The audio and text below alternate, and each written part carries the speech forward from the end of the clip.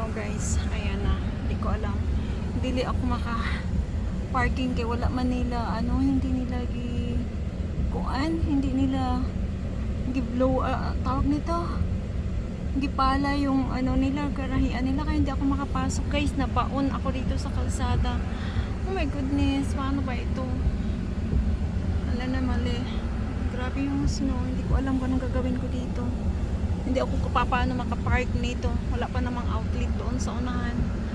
Oh my goodness, paano ba ako mag-backing nito pala? Naka, Diyos ko Lord, tulungan mo ako, amahan ko. Paano ba ito? Hindi ko alam kung makarating nito. Nagtirig na ako nito. Oh my goodness. So, grabe pa talaga ang snow. Guys, grabe yung aking sasakyan. Nakadaan ako at shovel yung sobrang lamig at nakapasok din ako. Yan,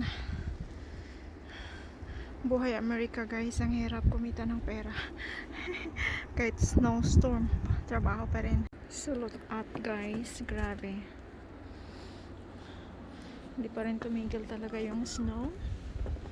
So ayan, nakita nyo po yung mga bahay.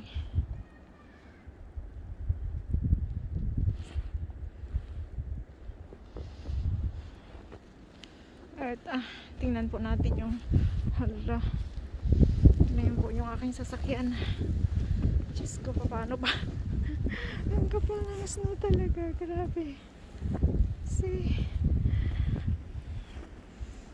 yun guys, ay pauwi na ako. At meron pa po akong dalawang client pa. So mag-drive ako ng ganito. Oh my goodness. Sana yung aking guys, first time ko to na experience talaga.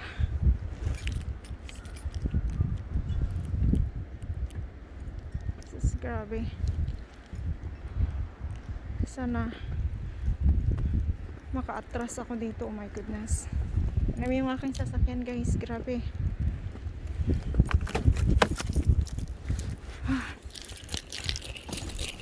Ay God.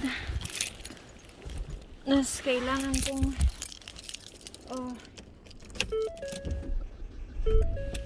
anda rin. Hala. My goodness. Nag-blow na ang kuan. Nakalimutan kong buti na lang i-brush ko muna siya. I-brush ko kasi hindi ako makita. Na-under ko muna siya guys.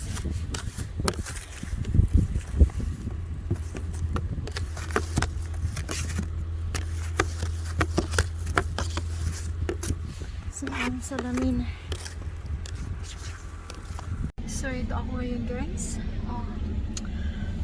Uwi na ako, pero may isa pa akong client guys. Hindi po sa labas. Sobrang mag-iingat lang talaga. Ayan, sobrang kapal ng snow sa labas. This is the channel guys. Huwag na pong kalimutan i-subscribe, and syempre pindutin nyo na rin po yung bell sa baba para mapanood nyo rin po yung aking mga susunod na mga videos pa. Thank you guys. Hindi pa ako tapos guys sa aking duty. So nandito pa ako ngayon sa pangalawang so mamayang gabi pa po ako guys. Ayan na yung snow natin. Grabe guys. So ito ako ngayon. Grabe ang lamig. Yun, so ayan guys, hirap kumita ng pera guys sa kalagitnaan ng snowstorm. So this is Hirap channel. Ayan po guys, kapal ng snow. 9 o'clock na po at pauwi na ako. Ito po yun aking last client today. I have 3 clients. Hindi naman pwede i-cancel dahil Mamatay naman din yung mga clients, sila lang din mag-isa sa bahay nila. So ayan guys, sobrang hirap pag ganito mag snowstorm. Ayan, tingnan nyo po yung lake. Oh my goodness. At yan, pauwi na ako. Sobrang lamig. Dito na tayo sa loob ng sasakyan na yan. So hindi na siguro kailangan pa wait lang po ha. Halaka, wait lang, magkaskas pa pala ako. Ay, wait.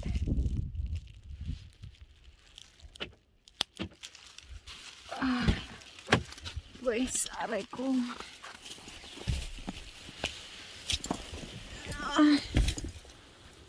Yan. Andarin natin yung guys, yung ating kariton kasi kailangan natin. Wala.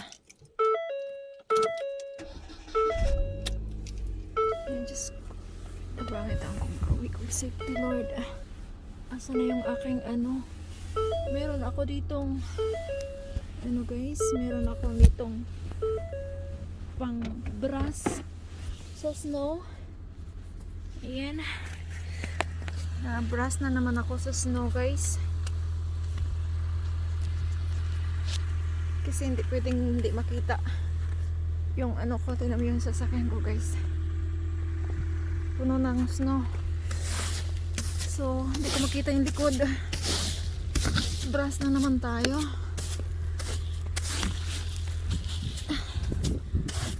Lagi ako nagaganito kanina guys. Lalo na kaninang hapon. Sobrang kapal. Ayun. Pwedeng hindi siya linisan. Ayan. Kasi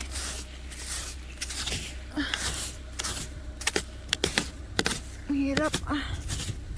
Sobrang hirap guys. Tingnan natin yung wiper kasi di na siya makadaog. Ayan